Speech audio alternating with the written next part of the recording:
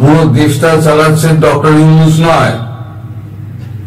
আপনাদের ওই ডাস্টবিন শফিক যাকে বলেন না, ওই ডাস্টবিন শফিক ও একদম সাংবাদিকতার কলঙ্ক হয়ে গেছে। আমাদের বলতে লজ্জা হয় যে আমরা একসময় সাংবাদিকতা করতাম। এই মানুষটাকে সাংবাদিকতার স্তরকে এত নামিয়ে এনেছে, একেবারে মানে কবরে পুঁতে দিয়েছে। এই আবার সেদিনকে আবার বলেছে নাকি আমি নাকি আবার ফিরে যাব, কাজের শেষে সাংবাদিকতায় ফিরে যাব। কাজ তো শেষ হবে, তুমি আর আপনি আর থাকবেন না ভাই। আপনি কাজ করার মতো অবস্থায় থাকবেন না, এটুকু গ্যারান্টি আপনাকে আমি দিয়ে দিচ্ছি। আপনি যে স্বপ্ন দেখছেন না আবার কাজ করতে আপনি ফিরে যাবেন, প্রথম কথা কাজ আপনি পাবেন না, যা বদনাম করিয়েছেন। যেমন ডক্টর ইউনূস যা বদনাম করিয়েছেন, তিনি আরো কোনো জায়গায় মুখ দেখাতে পারবেন না, আর আপনি কোথাও কাজ পাবেন না। আর দ্বিতীয় হলো, কাজ পাওয়ার মতো অবস্থায় আপনি থাকবেন না, কর্মক্ষম আপনি থাকবেন না, বেঁচে থাকবেন কিনা সেই নিয়ে সন্দেহ আছে। ফলে যারা এই সমস্ত খবর টবর গুলো পাবেন, খবর যেতে বাংলাদেশের সাংবাদিকরা এত মূর্খ নন যে তারা খবর পাবেন না, তারা এত যোগাযোগবিহীন নন যে তারা খবর পাবেন না।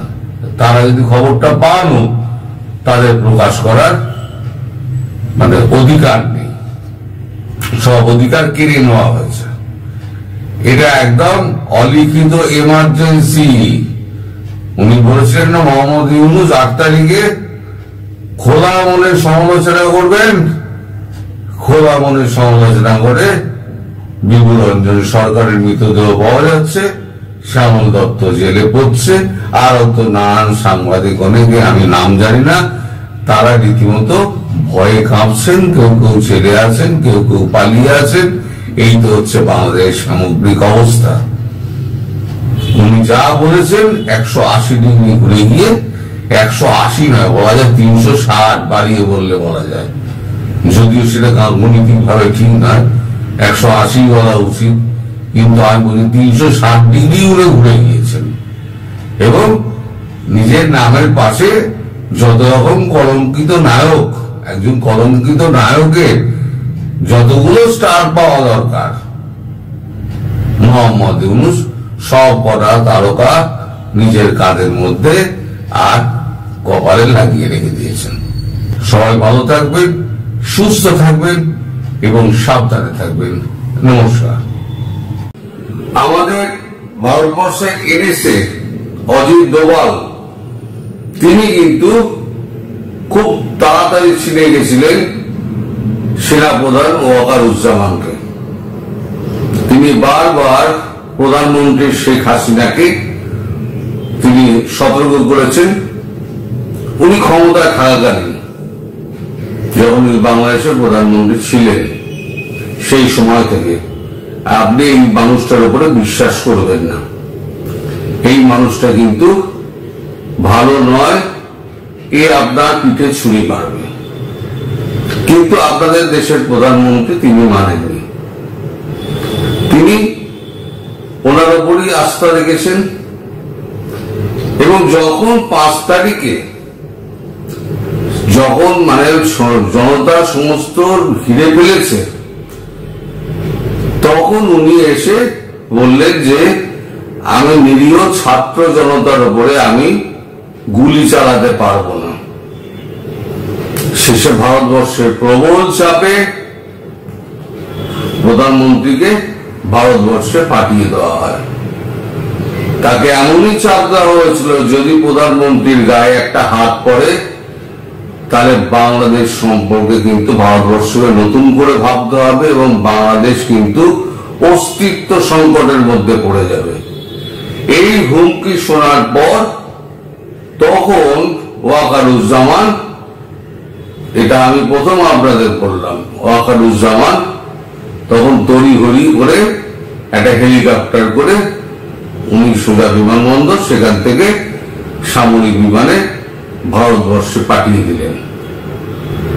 এখানে ফিরে আসার পরও তার প্রতি ওয়াকারের প্রতি প্রধানমন্ত্রীর আস্থা অটুট ছিল।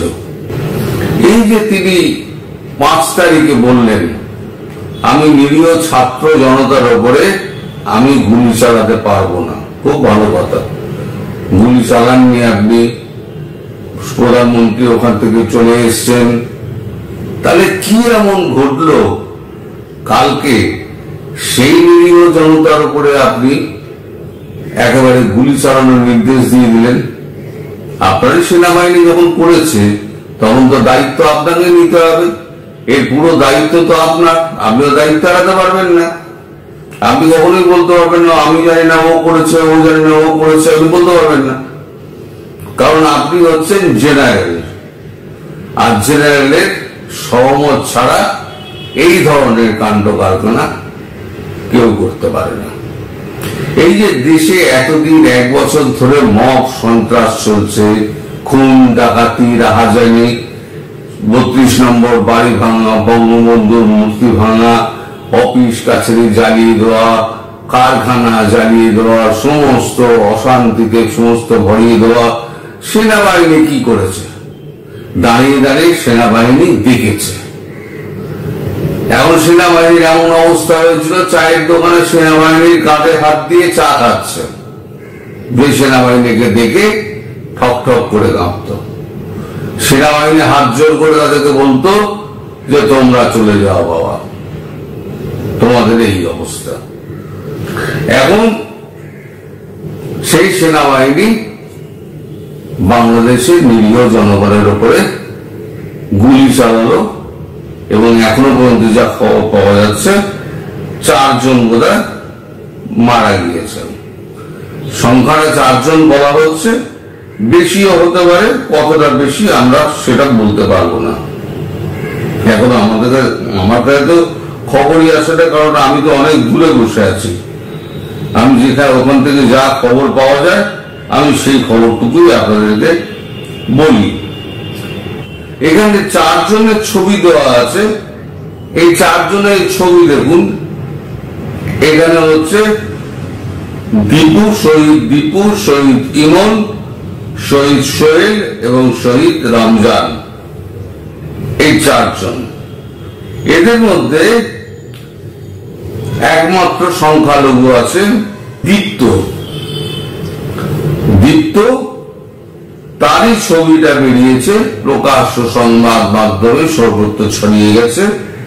তার মৃতদেহের উপরে বুটের লাথি পড়ছে, আর বাকিগুলো অবস্থা এখনো জানা যায়নি। তাহলে এই যে 1971 সালে যে ঘটনা ঘটেছিল আর 2025-এ গোপালগঞ্জে যে ঘটনা ঘটলো, তাহলে তফাৎটা কি রইল আপনাকে বলুন, আমাকে বলুন। তাহলে ভারত, এই পাকিস্তান এবং বাংলাদেশ, আধুনা পূর্ব পাকিস্তান, এর তফাৎটা কি রইল? তখনও যে শাসন ছিল সেনাবাহিনীর, মেরে টেনে হিজড়ে নিয়ে যেত, আজকেও সেই সেনাবাহিনী তাই করছে, মারার পরে মৃতদেহ টেনে নিয়ে চলে যাচ্ছে। আর এই যে গোপালগঞ্জের লোকেরা, তাদের হাতে কি ছিল? তারা তো নিরস্ত্র ছিল, তাদের হাতে একটা লাঠিসোঁটাও ছিল না। তারা শুধু ঢিল মেরেছে। আপনারা টিয়ার গ্যাস ছুটতে পারতেন, রাবার বুলেট ছুটতে পারতেন, কিন্তু তা না করে আপনারা একেবারে লাঠিচার্জ ফাঠিচার্জ না করে সরাসরি একেবারে গুলি চালিয়ে দিলেন। এইবার এই খবরটা সারা পৃথিবীর মিডিয়ার কাছে পৌঁছে গিয়েছে। সারা পৃথিবীর যে সমস্ত মিডিয়া আছে, গোপালগঞ্জের বাংলাদেশ সেনাবাহিনী কর্তৃক হত্যার খবর উঠে এসছে বিভিন্ন আন্তর্জাতিক সংবাদ মাধ্যমে। কারণ আপনাদের দেশে সংবাদ মাধ্যম যে এটা প্রচার করবে না, তা আমি কালকেই বলেছিলাম। এটা খুব স্বাভাবিক, সংবাদ মাধ্যমে তো গলা টিপে রাখা হয়েছে। তো ওখানে যাওয়ার কি দরকার ছিল? গোপালগঞ্জে যাওয়ার উস্কানি দিয়ে দরকারটা কি ছিল? তার মানে গোপালগঞ্জ সহ সর্বত্র আমাদের বাংলাদেশ, সর্বত্র আমাদের এই ধর্ষণ, খুন, জখম, রাহাজানি প্রতিষ্ঠা করতে হবে, হিংস্রতা প্রতিষ্ঠা করতে হবে।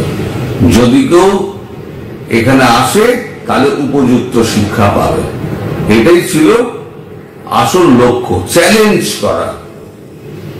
এখন যেহেতু চ্যালেঞ্জ করেছে, গোপালগঞ্জ হচ্ছে গিয়ে শেখ বঙ্গবন্ধু শেখ মুজিবুর রহমানের জন্মস্থান এবং শেখ হাসিনার ওখানে বোধহয় জন্ম হয়েছিল।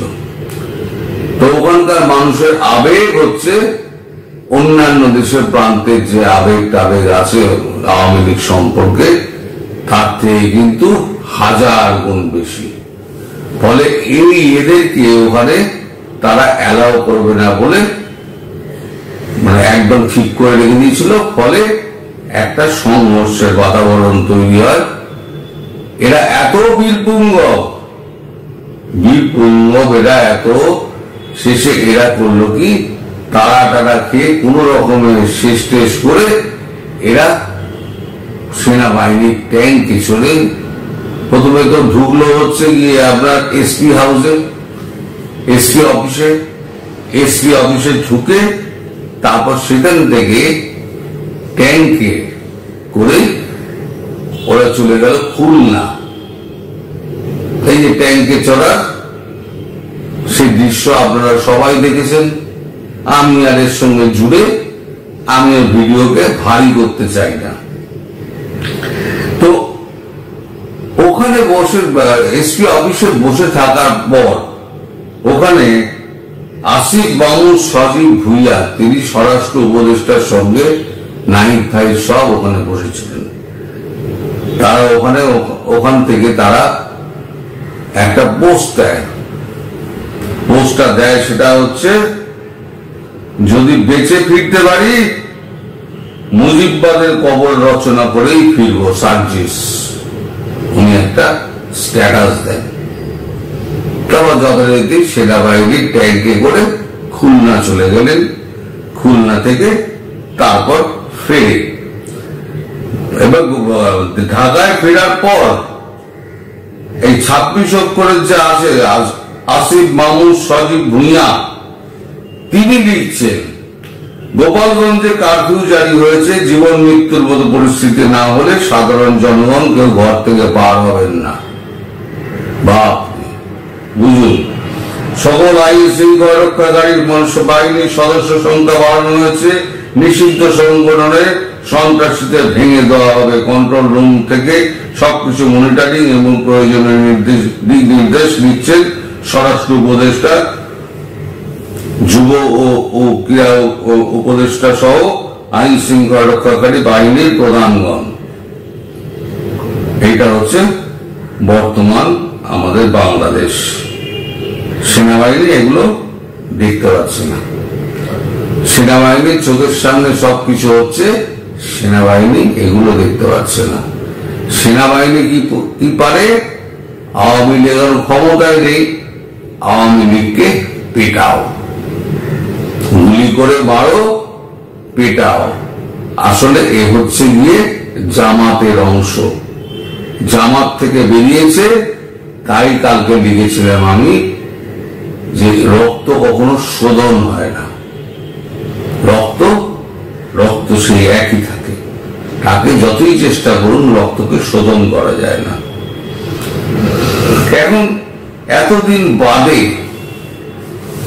আমাদের শেখ হাসিনার মোহভঙ্গ হয়েছে, এতদিন বাদে ভারতবর্ষ বারবার বলে দেওয়ার পরও তার মোহভঙ্গ হয়নি। এবার তার মোহভঙ্গ হয়েছে। তিনি একটা অডিও বার্তা ছেড়েছেন, সেই অডিও বার্তাটুকু আমি এখানে একটু জুড়ে দিলাম, অল্প কিছু অংশ জুড়ে দিলাম। এই শাসক সেনাবাহিনী তো বঙ্গবন্ধুর হাতে করা, আর আমি আশা করি সেনাবাহিনীর উন্নতি করেছি। তারা দুপুরে ভাত পেত না, রুটি খেতে হতো, রুটি আর ডাল। আমি সরকার আসার পর 96 সালে তাদের ভাতের ব্যবস্থা করে দিই, মাছ মাংসের ব্যবস্থা করে দিই। তাদের চাকরি বৃদ্ধি করা, সব আমি বৃদ্ধি করি। জুনিয়র অফিসাররা গাড়ি কেনা থেকে শুরু করে সবকিছু যাতে খুব সুযোগ পায় সেই ব্যবস্থাটা আমি করে দিয়েছি, এবং আমি প্রমোশনের ব্যবস্থা করে দিই। শান্তিরক্ষা মিশনে আমরা 1 নম্বর স্থান, এটা তো আমি আসার পরেই হয়েছে। আজকে এই যে আমাদের ছাত্র হত্যা করে তারপরে তার যে পাড়া দেওয়া, ঠিক 71 সালে যেভাবে পাকিস্তানের হানাদার বাহিনী যে আচরণ করেছে, সেই আচরণ আজকে যে সেনাবাহিনী করলো, এই ছবি তো আজকে বিশ্বে ছড়িয়ে গেছে, জাতিসংঘে যাবে যে নিজের দেশের মানুষের উপর এরকম টর্চার করতে পারে। জাতিসংঘ শান্তি রক্ষায় এরা কি নেবে? আর নিজের সর্বনষ্ট তারা নিজেরাই করে যাচ্ছে, এটাই তো দুর্ভাগ্য। আর যখন এই ইউনুস বাহিনী এসে মানুষ হত্যা করলো, কুপিয়ে কুপিয়ে মানুষ মারছে, একটা মেয়ে পরীক্ষা দিতে গেছে তাকে মারছে, এরা দাঁড়িয়ে দেখছে, তখন কিছু বলেনি, তারও তাদের শক্তি নাই। বঙ্গবন্ধু ভবন যখন ভাঙছে তারা দাঁড়িয়ে আছে, আর্মিকে ভুয়া ভুয়া করে গালি দিচ্ছে। আর হাসনাত তো একেবারে হাসনাত দা ওয়াকার শ্রমিক দিয়ে দিল, এতে তাদের আত্মসম্মানে লাগে না। আর গোপালগঞ্জে যে ছাত্র হত্যা করে, মিডিয়ার এখনো ভূমিকা আছে। এখন তো আপনারা সত্য নিউজ প্রকাশ করেন না, বলেন এখন কি আপনারা স্বাধীন? যদি স্বাধীন হন তাহলে এই ধ্বংসযজ্ঞ যেটা হচ্ছে এগুলো কেন আপনারা প্রচার করেন না? কেন বলেন যে আওয়ামী লীগ সরকারে সেখানে কারা ছিল? আওয়ামী লীগের এখানে ছিল আমাদের দেশে, আমাদের গোপালগঞ্জের সাধারণ জনগণ, গোপালগঞ্জের সাধারণ মানুষ এখানে ছিল, এখানে তো কোনো আওয়ামী লীগ ছিল না। আপনারা যদি আসেন অন্য জায়গা থেকে এসে আপনারা গোপালগঞ্জের মানুষের উপরে হামলা করেন, কিসের জন্য করেন? গোপালগঞ্জের মানুষ কি মানুষ না? আমরা কি দেশের জনগণ না, নাগরিক না? তারা বলে যে গোপালগঞ্জ স্বাধীন করবে, কেন গোপালগঞ্জ স্বাধীন করার কি আছে এখানে? আমরা কি পূর্ব পাকিস্তানের লোক? আপনারা মাইক্রোফোন আমাদের কাছে দেওয়ার দরকার নাই। এখন হাসনা সার্জিসরা বা সজীব ভুঁইয়া যারা বলছে এই সমস্ত কেন বলছে জানেন? এই সমস্ত ভয় পেয়ে বলছে। কারণ মিলিটারি যতই থাকুক, সেনা যতই থাকুক না কেন, সেনার সংখ্যা কত? সেনার সংখ্যা কিছু বেশি নয়। সারা দেশে আওয়ামী লীগের এই যে গোপালগঞ্জের কাণ্ডটা যখন ছড়িয়ে পড়বে ধীরে ধীরে, ওই কোভিডের মতো, কিন্তু ছোঁয়াচেরও সবাই যদি একসঙ্গে ধীরে ধীরে বেরোতে থাকে, তাহলে পরে এদের তাল খুঁজে পাওয়া যাবে না, এরা কোথায় কোন দিকে পালাবে বুঝতে পারবে না। তাই এরা এখন ভয় দেখাচ্ছে। আপনারা ঘরে ঘরে যা আছে ঝাঁটা ঝাড়ু নিয়ে আপনারা তৈরি থাকুন। গোপালগঞ্জ যে পথ দেখিয়েছে সেই পথে আপনারা হাঁটুন, তাহলে পরে আপনাদের মুক্তি। কে কোথায় কবে কি করবে সে আশা ছেড়ে দিন, সে তো করবে, যে হেল্প করবে। কিন্তু আপনারা যদি বাঁচতে চান তাহলে আপনারা সবার আগে নিজেরা তৈরি হন। আপনার ঘরের বিপদ আপনাকে মেটাতে হবে, আপনার সমস্যা আপনাকে মেটাতে হবে। পাড়াপড়শি এসে মেটাবে সেই আশা বস্তা কাটা হচ্ছে অমূলক এবং অত্যন্ত বোকামির কাজ হবে। জেনারেল ওয়াকারুজ্জামান, আপনাকে আমি বলবো, আপনি জাতির কাছে একটা হিরো হয়ে থাকতে পারতেন, কিন্তু আপনি যা করলেন, আপনার মুখোশ খুলে গেল। আপনার ভালো মানুষের মুখোশ, ওই হুঁশিয়ারের মুখোশ, সেটা ছিল আপনার আওয়ামী লীগের জন্য। এটাও পরিষ্কার হয়ে গেল, আপনি হয়ে গেলেন একটা হত্যাকারী, নেমোকারাম এবং বজ্জাত। পৃথিবীর চোখে, বাংলাদেশের মানুষের চোখে আপনার যে স্থান নামলো না, আপনি জীবনের কাছ থেকে উঠতে পারবেন না। আপনি রিটায়ার করার পর অন্তত বাংলাদেশে থাকতে পারবেন না, আমি আগাম এটা বলে দিতে পারছি। আর এদিন তো থাকবে না, দিন তো পাল্টায়। আপনি হয়তো বুঝতে পারছেন না, দিন পাল্টাবে। আপনি প্রথম কি করলেন, জামাতকে আপনি ডেকে এনেছিলেন প্রথম বৈঠকে, যেদিনকে আপনি 5 তারিখে যে ভাষণ দিলেন, আমি দায়িত্ব নিলাম, তারপরে আপনি যখন জামাতকে ডেকেছিলেন তখনই কিন্তু অজিত দোভাল বলে দিয়েছিলেন এই লোকটা কিন্তু আপনার বিপদ ডেকে আনছে, ও জামাতের লোক, ও জামাতই আছে। শেষ পর্যন্ত ওনার মোহভঙ্গ হয়েছে। আপনারা সবাই তৈরি হন, এই সেনাবাহিনীকে আর বিশ্বাস করবেন না। এই সেনাবাহিনী দেশপ্রেমিক সেনাবাহিনী নয়। আপনাদের ধারণা ভুল ছিল, এটা প্রমাণিত হয়ে গেছে অক্ষরে অক্ষরে। আমি বরাবর বলে এসেছি এই সেনাবাহিনী কিন্তু, এই সেনাবাহিনী সেনানায়ককে ভারতবর্ষ বিশ্বাস করে না। আজকে প্রমাণিত হলো যে ভারত যেটা করেছিল সেটা 100% ঠিক। আপনারা সবাই ভালো থাকবেন, সুস্থ থাকবেন এবং সবাই একত্র হয়ে লড়ার জন্য প্রস্তুত হবেন। সাবধানে থাকবেন। নমস্কার।